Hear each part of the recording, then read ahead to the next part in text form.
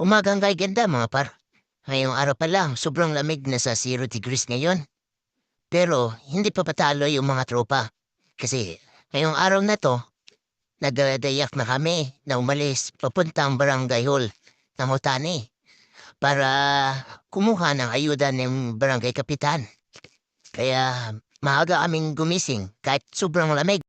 Pakita ko lang yung service ko. Yan pala si Dimi. Yan yung gamit ko araw-araw sa trabaho. At ito naman pong van, yan ang gamit ng mga kasamahan ko.